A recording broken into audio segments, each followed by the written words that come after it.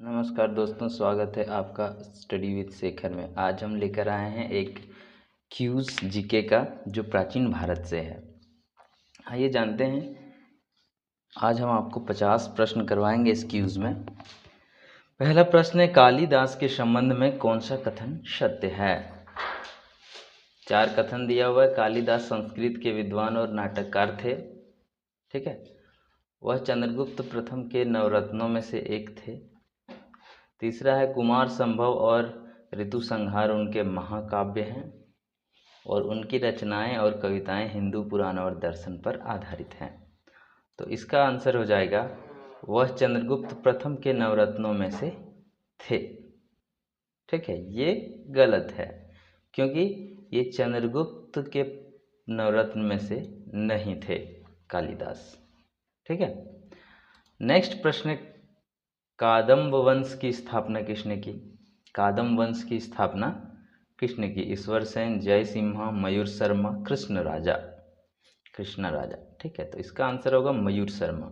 कादम्ब वंश एक ब्राह्मण राजवंश था जिसकी स्थापना 4वीं सदी में मयूर शर्मा नामक राजा ने किया था। नेक्स्ट क्वेश्चन, मुद्रा राक्षस नामक भारतीय नाटक की पृष्ठभूमि है। मुद्रा राक्षस, मुद्रा राक्षस इसकी पृष्ठभूमि क्या है, मतलब वो किस पर आधारित है ये नाटक?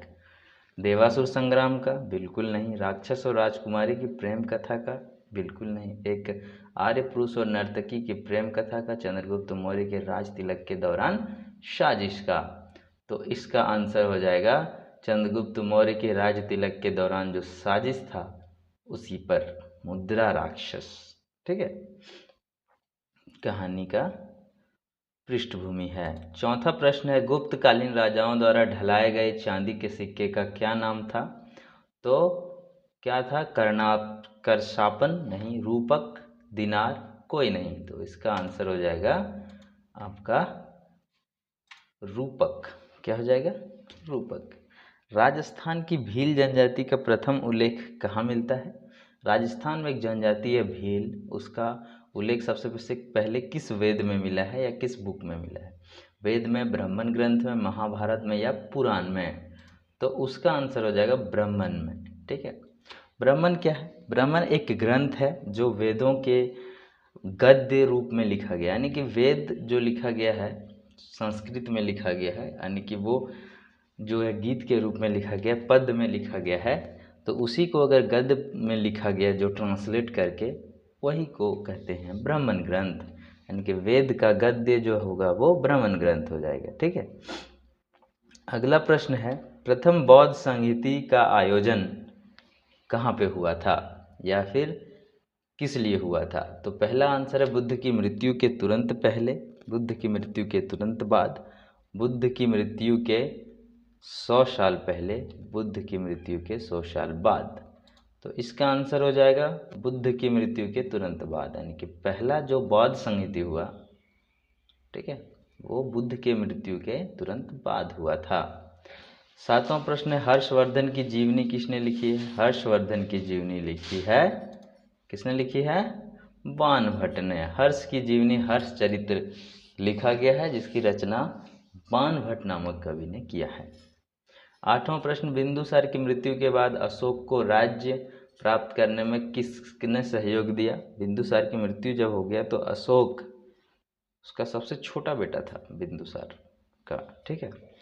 राज अमूमन मिलता है बड़े बेटे को, तो उसे राज्य हासिल करना था, उसकी मदद किया था राधागुप्त ने।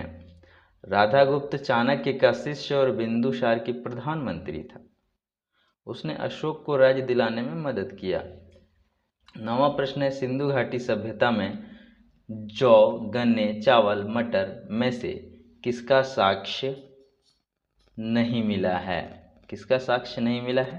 तो केवल गन्ना का साक्ष्य नहीं मिला है, और जौ का मिला है, चावल का मिला है और मटर का भी मिला है। ठीक है। और 10वां प्रश्न है कि गौतम बुद्ध का जन्म कब हुआ था? गौतम बुद्ध का जन्म कब हुआ था? तो 6ठी शताब्दी ईस्वी पूर्व में हुआ था। गौतम बुद्ध का जन्म जो है वो 563 ईस्वी पूर्व में लुम्बिनी में हुआ था। वही लिखा है कि गौतम बुद्ध बौद्ध धर्म के जनक थे। उनके बचपन का नाम सिद्धार्थ था। उनका जन्म 563 ईस्वी पूर्व में लुम्बिनी में हुआ था। उसके पिता शुद्धोधन और माँ महामाया थी। उसकी मृत्यु 483 ईस्वी पूर्व में हो गया। ठीक है, अब नेक्स्ट है, आइए 11वां प्रश्न देखते हैं। दक्षिण भारत में जैन धर्म किसके नेतृत्व में फैला? दक्षिण भारत में जैन धर्म किसके नेतृत्व में फैला? तो भद्रबाहु।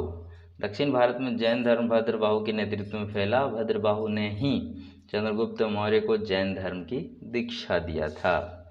तो चंद्रगुप्त मौर्य को जैन धर्म का दीक्षा किसने दिया था? भद्रबाहु ने। किस चोल राजा ने मालदीव को जीत लिया था? एक चोल राजा था जिन्होंने मालदीव को जीत लिया था। तो वो कौन थे? राजराज चोल वंश का एक प्रमुख राजा था। उसकी समुद्री सेना 12,000 की थी। उसने श्रीलंका और मालदीव को जीतकर अपनी समुद्री शक्ति का परिचय दिया था। इसके अलावा उसने कलिंग को भी जीता। चोल वंश 3री सदी से 11वीं सदी तक राज्य करने वाला दक्षिण भारत का एक प्रमुख वंश था। 13वां प्रश्न है, निम्नलिखित में भारत के बारे में सर्वप्रथम किस ग्रीक विद्वान ने लिखा है? तो किस ग्रीक विद्वान ने लिखा है? साइलेक्स। ठीक है, साइलेक्स ने लिखा है। देखिए आंसर है, ग्रीक लेखों के अनुसार सबसे पहले साइलेक्स भारत आया था। उसे डोरियस नामक राजा ने भेजा था। उसके लेख आज नष्ट हो चुके हैं, मतलब अब वो जो लिखा है उसने वो अब बचा नहीं है। अगला प्रश्न है 14वां, स्ट्रेट गोज की नियुक्ति किसने की थी? स्ट्रेट गोज की नियुक्ति किसने की थी? तो यवन जिसे यूनानी हम लोग कहते हैं, उन्होंने ही स्ट्रेट गोज की स्थापना किया था। आइए 15वां प्रश्न देखते हैं, वल्लभी विश्वविद्यालय का विकास किसने कराया? ठीक है, तो इसका आंसर हो जाएगा भट्टार्क। वल्लभी विश्वविद्यालय का विकास भट्टार्क ने कराया था। 16वां प्रश्न, जियाक और कियारी निम्नलिखित में से किस में स्थित है? जियाक और कियारी जो है वो लद्दाख में स्थित है। लद्दाख में स्थित वे नवपाषाण स्थलों के उदाहरण हैं। नवपाषाण काल में जो है स्थल का निर्माण कराया गया था लद्दाख में, उसी का एक उदाहरण है ये जियाक और कियारी, लद्दाख में है। 17वां प्रश्न, निम्नलिखित में से किस नदी का सबसे अधिक वर्णन ऋग्वेद में मिला है? तो सिंधु नदी का सबसे ज़्यादा उल्लेख ऋग्वेद में मिला है। ठीक है, 25 नदियों का उल्लेख है, ये भी याद रखना है ऋग्वेद में, जिसमें से सिंधु को सबसे अधिक वर्णन महत्वपूर्ण माना गया है और सबसे पवित्र माना गया है सरस्वती नदी को। ठीक है, सरस्वती को सबसे पवित्र माना गया है। अब है 18वां प्रश्न, वैदिक पुराणिक कथाओं में पुष्कल के बाद पुष्कलावती नामक एक प्राचीन बस्ती का उल्लेख है जो महाकाव्य रामायण में राजा भरत के पुत्र थे। पुष्कलवती का आधुनिक स्थान कहाँ है? तो पेशावर पाकिस्तान में है पुष्कलवती। ठीक है, पुष्कलवती गांधार के प्राचीन साम्राज्य की राजधानी थी। इसके खंडहर वर्तमान में खैबर प्रांत में पेशावर घाटी में स्थित पाकिस्तान के चरसद्दा में स्थित है। पुष्कलवती सांस्कृतिक व्याकरणविद पाणिनि का घर था। पाणिनि ने अष्टाध्यायी पुस्तक की रचना किया है। ठीक है, नेक्स्ट 19वां प्रश्न है, कौन सा प्रतीक गौतम बुद्ध के निर्वाण ज्ञान का प्रतिनिधि करता है? तो इसका आंसर हो जाएगा बोधि वृक्ष। यानी कि कौन सा जो प्रतीक है इन चारों में से बुद्ध के निर्वाण मतलब ज्ञान की प्राप्ति। ठीक है, तो ये बोधि वृक्ष है। बोधि वृक्ष गौतम बुद्ध के निर्वाण का प्रतीक है। दूसरी ओर स्तूप गौतम बुद्ध की मृत्यु के प्रतीक का प्रतिनिधित्व करता है। इसके अलावा प्रतीक जो घोड़ा है वो बुद्ध के जीवन के त्याग का प्रतीक है। ठीक है, तो इस तरह से कुछ कुछ प्रतीक हैं। 20वां प्रश्न, निम्नलिखित में से किस राजा के शासनकाल में प्रथम बौद्ध संहिता का आयोजन किया गया था? ठीक है, तो कौन राजा के? अजातशत्रु। ठीक है, अजातशत्रु के शासनकाल के दौरान 72 ईस्वी में राजगृह के पास सप्तपर्णी गुफा में पहली बौद्ध परिषद आयोजित किया गया।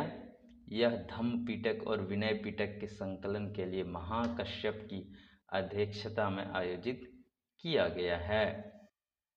21वां प्रश्न है, देखिए 21 नंबर में है, निम्नलिखित में से किसे नंदोपक्रमणी के आविष्कार का श्रेय दिया जाता है? नंदोपक्रमणी, ठीक है, इसका आविष्कार किया था धनानंद ने। धनानंद को नंदोपक्रमणी के आविष्कार का श्रेय दिया जाता है। यह एक विशेष माप मानक है। वह नंद वंश के अंतिम महत्वपूर्ण राजा थे घनानंद। उसकी पहचान ग्रीक शास्त्रीय लेखकों के एग्राम्स या जंड्राम्स से की जाती है, ठीक है। तो ये था धनानंद की नंदोपक्रमणी, एक मापन था, ठीक है, नापता था। तो किसने किया था? धनानंद ने। निम्नलिखित में से किसे देव नाम प्रियदर्शी कहा जाता है? तो ये कहा जाता है अशोक को। आंसर है अशोक। अशोक को अशोकवर्धन भी कहा जाता है, जो बिंदुसार का पुत्र था। वर्ष 1837 में जेम्स प्रिंसिपे ने ब्राह्मी लिपि में लिखे एक शिलालेख को देव नाम प्रियदर्शी यानी कि देवताओं के प्रिय नामक एक राजा का जिक्र किया है। इसका श्रेय अशोक को जाता है। अशोक की माता का क्या नाम था? तो इसकी माता का नाम था सुभद्रांगी, याद रखना है, ऐसे डीप प्रश्न पूछे जाते हैं। अशोक की माता का नाम था सुभद्रांगी।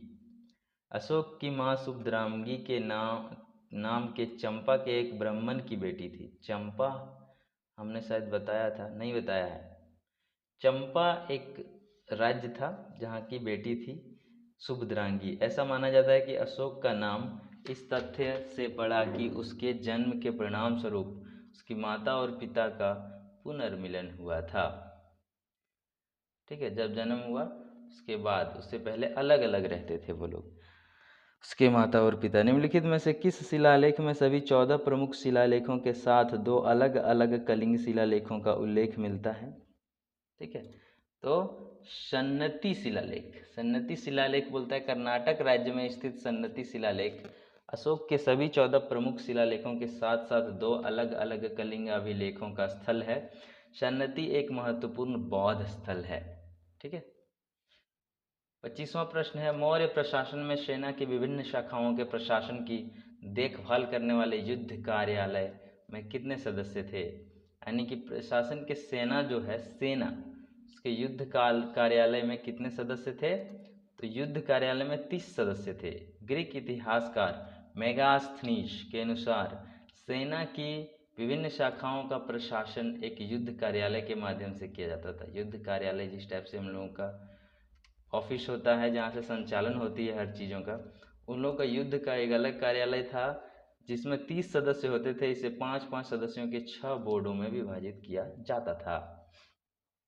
26वां प्रश्न है, मौर्य काल के दौरान राज्य के स्वामित्व वाली भूमि पर काम करने वाले बटाईदारों के लिए निम्नलिखित में से कौन सा शब्द का इस्तेमाल किया गया है? बटाईदार, ठीक है। बटाईदार अर्धसिटिका और स्वावीर्योपाजीविंस, ठीक है, ऐसे 2 नाम दिया गया है। कौटिल्य या चाणक्य के विभिन्न प्रकार के बटाईदारों को संदर्भित करता है जो राज्य के स्वामित्व वाली भूमि पर काम करते थे, जैसे अर्धसटिक जो उपज का आधा हिस्सा रखते थे, और स्वावीर्योपजीविंस जो उपज का 1/4 या 5वां हिस्सा रखता था। आजकल भी बटाईदार 2 प्रकार के होते हैं, जो अपने सारा कुछ लगाएगा, मतलब सिर्फ खेत रहेगा मालिक का, बाकी धान मतलब बीज और सारा मेहनत करेगा, तो वो क्या करेगा कि 1/3 या 1/4 देगा, ठीक है। और जो आधा आधा लगाएगा तो आधा देगा। तो यहाँ पे भी 2 प्रकार से मौर्य काल के दौरान भी अर्धसिटिका और स्वावीर्योपाजीविंस नामक 2 बटाईदार का उल्लेख किया है अर्थशास्त्र में। चाणक्य ने अपना एक बुक लिखा है अर्थशास्त्र, जिसमें राजकाज चलाने की सारा वर्णन किया गया है, ठीक है। निम्नलिखित में से किसने शुंग वंश के अंतिम शासक देवभूति को मारा? देवभूति को शुंग वंश, मौर्य वंश के बाद आता है शुंग वंश, जिसके संस्थापक थे पुष्यमित्र शुंग, ठीक है। तो उसके सबसे अंतिम राजा था जिसका नाम था देवभूति, उसको किसने मार दिया? वसुदेव कन्व ने। और कण्व वंश की स्थापना किया। वही लिखा है कि शुंग वंश का अंतिम शासक देवभूति था, उसकी हत्या उनके ही मंत्री वासुदेव कण्व ने की थी, जिन्होंने कण्व वंश की स्थापना की थी। कण्वों ने 45 वर्ष की छोटी अवधि के लिए शासन किया। वे स्वयं को ऋषि कण्व का वंशज मानते थे। 28वां प्रश्न है, प्राचीन धन्यकट्टक जो सातवाहन साम्राज्य की राजधानी थी, आंध्र प्रदेश के किस जिले में स्थित है? सातवाहन वंश की राजधानी धन्यकट्टक, याद रखना है। वो धन्यकट्टक अभी के कहाँ पे है? गुंटूर में। ठीक है, अभी आंध्र प्रदेश का एक जिला है गुंटूर।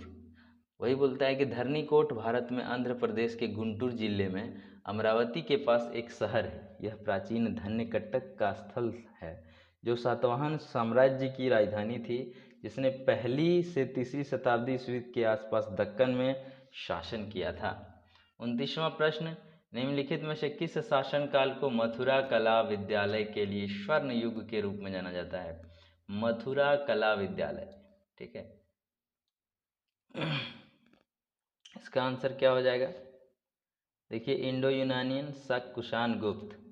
कुषाण राजा कनिष्क, हुविस्का और वासुदेव का काल मथुरा कला विद्यालय के लिए स्वर्ण युग माना जाता है। कला के मथुरा स्कूल का विषय बौद्ध से लेकर ब्राह्मणवादी और कभी कभी धर्मनिरपेक्ष तक भिन्न हो सकता है।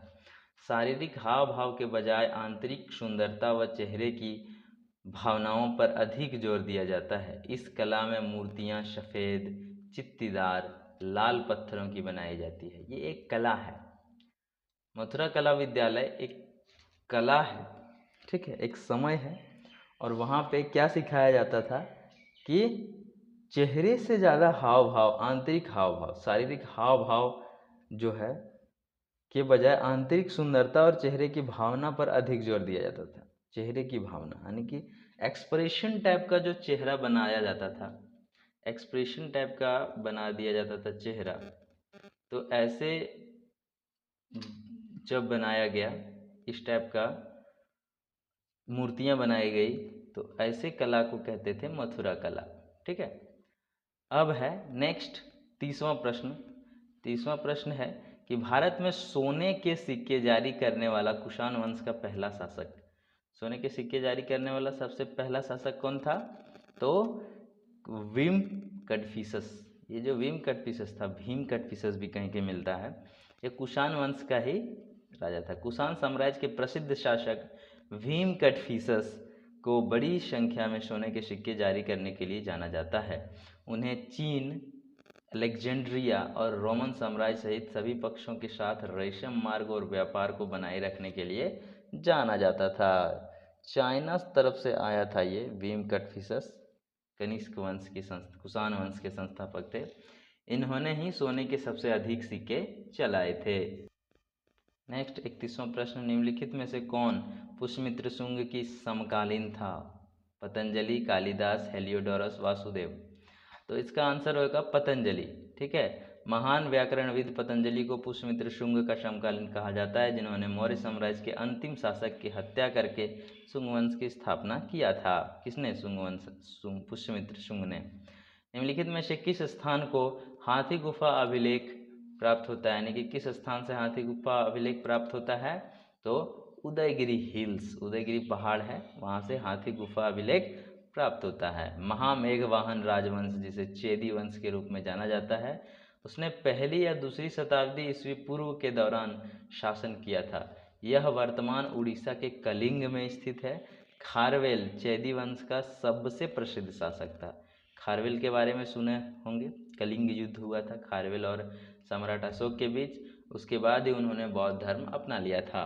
तो चेदी वंश का शासक था खारवेल। ठीक है, वही बोलता है कि खारवेल का प्राथमिक स्रोत उसका रॉक कट हाथी गुफा शिलालेख है, जो भुवनेश्वर के पास उदयगिरी में एक गुफा में पाया गया है। 33वां प्रश्न, शक द्वारा भारत आने के लिए निम्नलिखित में से किस दर्रे का प्रयोग किया था? किस दर्रे का प्रयोग किया था? बोलन दर्रा, नाथुला दर्रा, सिपकिला दर्रा और बारलाचा दर्रा। ये सब दर्रा है हमारे उत्तर साइड के। तो उसमें से एक दर्रा है बोलन दर्रा। ठीक है, तो याद रखना है कि एक ट्रिक से कि बोलते हुए शक लोग, शक, कुषाण, ये सब राजवंश है। ठीक है, तो शक लोग बोलन दर्रा से आए थे। शक बोलन दर्रे के माध्यम से भारत आए। वे एक सीथियन जाति है या ईरानी मूल की जनजाति के समूह थे, ईरान। ठीक है। 34वां प्रश्न, निम्नलिखित में से कौन सही सुमेलित नहीं है? मौर्य साम्राज्य, चंद्रगुप्त मौर्य ने रचना किया। शुंग वंश, पुष्यमित्र शुंग सही है। सातवाहन वंश, गौतमीपुत्र सातकर्णी। इसका तीनों में से कौन सा सुमेलित नहीं है? तो ये तो दोनों सही है। मौर्य वंश की रचना चंद्रगुप्त मौर्य ने किया। शुंग वंश अभी हमने बताया, पुष्यमित्र शुंग। और सातवाहन वंश का जो है वो गौतमीपुत्र सातकर्णी ने नहीं, सिमुक ने किया था। ठीक है, सातवाहन वंश की स्थापना किसने किया था? शिमुक ने किया था, याद रखना है। ठीक है, हालांकि गौतमीपुत्र सातकर्णी भी इसी वंश का राजा था, सातवाहन वंश का ही, और प्रतापी राजा था, लेकिन स्थापना जो है वो सिमुक ने किया था। 35वां प्रश्न, निम्नलिखित में से कौन पुराणों के आंध्र के समान है? पुराणों के आंध्र, सातवाहन। कौन है? सातवाहन। सातवाहनों को पुराणों में वर्णित। 35वां प्रश्न, निम्नलिखित में से कौन पुराणों के आंध्र के समान है? पहला सातवाहन, दूसरा शुंग, कर्ण और कुषाण। तो इसका आंसर हो जाएगा सातवाहन। बोलता है कि सातवाहनों को पुराणों में वर्णित आंध्र के समान माना जाता है, हालांकि सातवाहन अभिलेख में आंध्र का नाम नहीं मिलता है।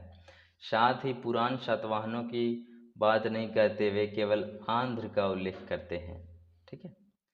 36वां प्रश्न है, रब्बा तक शिलालेख निम्नलिखित में से किस शासक का प्रमाण प्रदान करता है? तो कौन करता है? कनिष्क। कनिष्क ने एक शिलालेख बनवाया जिसका नाम था रब्बा तक शिलालेख। ठीक है। कनिष्क कुषाण साम्राज्य का तीसरा शासक था। वह कुषाण साम्राज्य के संस्थापक कडफिसस प्रथम के पोते थे। बैक्ट्रियन भाषा में एक चट्टान पर लिखा गया है प्रसिद्ध रबातक शिलालेख, और ग्रीक लिपि कनिष्क पर बहुमूल्य जानकारी प्रस्तुत करता है। 37वां प्रश्न, हर्ष की राजधानी को थानेश्वर से निम्नलिखित में से किस स्थान पर स्थानांतरित किया गया था? तो कन्नौज किया गया था। ठीक है। हर्षवर्धन जो थे, वही हर्षवर्धन है, वो थानेश्वर से कहाँ पे ले गया था? कन्नौज, अपनी राजधानी। हर्ष की राजधानी मूल रूप से थानेश्वर शहर थी, लेकिन बाद में उन्होंने इसे कन्नौज में स्थानांतरित कर दिया। नर्मदा नदी हर्ष के साम्राज्य की दक्षिणी सीमा को चिन्हित करती है।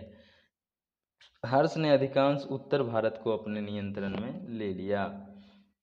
38वां प्रश्न, राजपूतों के चौहान वंश निम्नलिखित में से किस क्षेत्र पर शासन किया था? ठीक है, तो ये दोनों क्षेत्र पर शासन किया था। ठीक है, सांभर और अजमेर। देखते हैं आंसर। ठीक है, चौहान ऐतिहासिक रूप से इस क्षेत्र में बहुत शक्तिशाली समूह थे, जिसे अब राजस्थान के नाम से जाना जाता है। अग्निकुल मिथक के अनुसार कुछ राजपूत कुलों की उत्पत्ति अग्नि के एक अग्निकुंड में हुई थी। राजपूतों के चौहान वंश ने सांभर और अजमेर पर शासन किया। 39वां प्रश्न, निम्नलिखित में से कौन कृष्णगंटूर क्षेत्र में इक्ष्वाकुओं का उत्तराधिकारी बना? कृष्णगंटूर, ठीक है, कौन राजा था? तो पल्लव वंश ने गंटूर में शासन किया। बोलता है कि पल्लव कृष्णगंटूर क्षेत्र में इक्ष्वाकुओं के उत्तराधिकारी बने। पल्लव एक स्थानीय जनजाति थे। उन्होंने दक्षिणी आंध्र और उत्तरी तमिलनाडु दोनों पर अपने साम्राज्य का विस्तार किया। 40वां प्रश्न, निम्नलिखित में से किस राजा के शासनकाल में बौद्ध धर्म में स्तोत्र और स्वत्व अस्तित्व में आए? बौद्ध धर्म में जो है ये स्तोत्र और सत्व, तो उस कौन शासनकाल में, कोई किसके राजा के? सर्वज्ञ मित्र। 650 ईस्वी में से 1000 ईस्वी तक शुद्ध हीनयानवाद और महायानवाद का ह्रास हुआ। बौद्ध तर्क और दर्शन के गौरवशाली दिनों का अंत चंद्रकीर्ति और शांति देव के साथ हुआ, और फिर 8वीं शताब्दी ईस्वी में कश्मीर के सर्वज्ञमित्र द्वारा शुरू किए गए स्तोत्र और स्तवों के दिन आए। ठीक है। आइए 41वां प्रश्न, ममल्लापुरम के बंदरगाह का निर्माण निम्नलिखित में से किस राजा के शासनकाल के दौरान हुआ? तो इसका आंसर है नरसिंह वर्मन प्रथम। नरसिंह वर्मन प्रथम को उन 12 भारतीय राजाओं में से एक माना जाता है जो युद्ध के मैदान में अपने दुश्मनों से कभी नहीं हारे। उन्होंने 630 ईस्वी में 630 से 668 ईस्वी तक शासन किया। वह वास्तुकला के संरक्षक थे। उन्होंने ममल्लापुरम के बंदरगाह का निर्माण कराया था। ठीक है। तो नेक्स्ट प्रश्न, निम्नलिखित में से कौन सा चोल राजा राज प्रथम का उत्तराधिकारी बना? तो राजेंद्र प्रथम। राजेंद्र प्रथम ने 1014 से 1044 ईस्वी तक शासन किया। वह राज प्रथम के पुत्र थे। उन्होंने अपने पिता की विस्तारवादी नीति को आगे बढ़ाया और चोलों के क्षेत्रीय विस्तार को जारी रखा। 43वां प्रश्न, चीनी यात्री फाहयान किस गुप्त के शासनकाल में भारत आया था? तो चंद्रगुप्त द्वितीय। देखते हैं आंसर। चंद्रगुप्त द्वितीय उत्तरी भारत में गुप्त साम्राज्य के सबसे शक्तिशाली सम्राटों में से एक था। उसका 380 से 413 या 415 ईस्वी तक चला, जिसके दौरान गुप्त साम्राज्य ने अपना चरम हासिल किया। कला, वास्तुकला, मूर्तिकला, फला फूला और प्राचीन भारत का सांस्कृतिक विकास अपने चरम पर पहुंच गया। फाहयान 3 महान चीनी तीर्थयात्रियों में से पहले थे जो ज्ञान पांडुलिपियों और अवशेषों की तलाश में 5वीं से 7वीं शताब्दी ईस्वी तक भारत आए थे। फाहयान चंद्रगुप्त द्वितीय के शासनकाल के दौरान पहुंचे और उस समय उत्तर भारत का एक सामान्य विवरण दिया। अन्य बातों में उन्होंने मृत्युदंड की अनुपस्थिति, मतदान कर और भूमि कर की कमी के बारे में बताया। और है 44वां प्रश्न, महाराजाधिराज के नाम से जाने जाने वाले पहले गुप्त शासक कौन थे? तो चंद्रगुप्त प्रथम। चंद्रगुप्त प्रथम गुप्त वंश का तीसरा शासक था। वह 320 ईस्वी में अपने पिता घटोत्कच के उत्तराधिकारी बने। चंद्रगुप्त प्रथम पहले गुप्त राजा बने जिन्होंने महाराजाधिराज या राजाओं के राजा की उपाधि धारण की। उन्होंने 320 ईस्वी में गुप्त युग की शुरुआत किया। ठीक है। 45, अशोक किस वंश का शासक था? अशोक मौर्य वंश का शासक था। ठीक है। अशोक मौर्य वंश का एक प्राचीन भारतीय सम्राट था जिसने भारतीय उपमहाद्वीप पर 268 से 232 ईस्वी पूर्व तक शासन किया। भारत के महानतम सम्राटों में से एक, अशोक ने वर्तमान तमिलनाडु, कर्नाटक, केरल के कुछ हिस्सों को छोड़कर पूरे भारतीय उपमहाद्वीप पर शासन किया। 46वां प्रश्न, गंगाईकोंड चोलम की उपाधि किसने ग्रहण किया था? गंगाईकोंड चोलम, ये प्रश्न पूछा जाता है, याद रखना है। राजेंद्र चोल प्रथम। ठीक है। राज चोल का जो उत्तराधिकारी था राजेंद्र, उन्होंने गंगईकोंड चोल की उपाधि धारण किया था। राजेंद्र चोल प्रथम ने गंगा, चालुक्य, चेर, पाल, पांड्य, कलिंग और अन्य शासकों को हराकर गंगईकोंड चोल, गंगा लेने वाले चोल की उपाधि धारण की। 1025 में उसने संग्राम विजयतुन गवर्मन के श्री विजय सम्राट पर आक्रमण किया, उसे कैद कर लिया और उसकी राजधानी कदरम, पन्नई, सुमात्रा में जो कैदा वर्तमान मलेशिया और मलाइया प्रायद्वीप सूला पर कब्जा कर लिया था। किसने? राजेंद्र चोल प्रथम ने। 47वां प्रश्न, लिच्छवी दोहित्र के नाम से किसे जाना जाता है? तो चंद्रगुप्त प्रथम को। चंद्रगुप्त प्रथम को लिच्छवी दोहित्र के नाम से जाना जाता है। लिच्छवी राजकुमारी कुमार देवी के साथ उनका विवाह गुप्त शासन की महत्वपूर्ण घटनाओं में से एक था। इस विवाह के महत्व को समुद्रगुप्त के इलाहाबाद शिलालेख से और अधिक जाना जा सकता है, जिसमें उन्होंने खुद को लिच्छवी दोहित्र या लिच्छवियों की बेटी का पुत्र बताया है। किसने? समुद्रगुप्त ने। एक्चुअली समुद्रगुप्त जो है वो चंद्रगुप्त प्रथम के बेटे थे। तो वही है कि दोहित्र मतलब होता है पुत्र। ठीक है। 48वां प्रश्न, भारत के समुद्री मार्ग की खोज किस नाविक ने किया था? तो किया था वास्को डी गामा। आप लोग जानते होंगे। भारत की खोज या भारत के समुद्री मार्ग की खोज। पुर्तगाली खोजकर्ता वास्को डी गामा अटलांटिक महासागर के रास्ते भारत पहुंचने वाला पहला यूरोपीय बन गए। जब वह मालाबार तट पर कालीकट पहुंचे, वास्को डी गामा जुलाई 1497 में पुर्तगाल के लिस्बन से रवाना हुआ। ठीक है, उन्होंने केप ऑफ गुड होप का चक्कर लगाया और अफ्रीका के पूर्व तट पर मालिंदी में लंगर डाला। केप ऑफ गुड होप 1457 से 1499 के रास्ते, यानी कि 97 से 99 तक वो चलते रहा 2 साल। भारत उनकी प्रारंभिक यात्रा यूरोप और एशिया को समुद्री मार्ग से जोड़ने वाली पहली यात्रा थी। इसे व्यापक रूप से विश्व इतिहास में एक मील का पत्थर माना जाता है, क्योंकि इसने वैश्विक बहुसंस्कृतवाद के समुद्र आधारित चरण की शुरुआत को चिन्हित किया। भारत के लिए समुद्री मार्ग की वास्को डी गामा की खोज ने वैश्विक साम्राज्यवाद के युग का मार्ग प्रशस्त कर दिया। चलिए, पहले जानता भी नहीं था लोग कि उतने दूर में भी कोई देश रहता है। तो वास्को डी गामा ने एक रास्ता खोजा जिससे कि पूरे विश्व एक दूसरे को जानने लगा।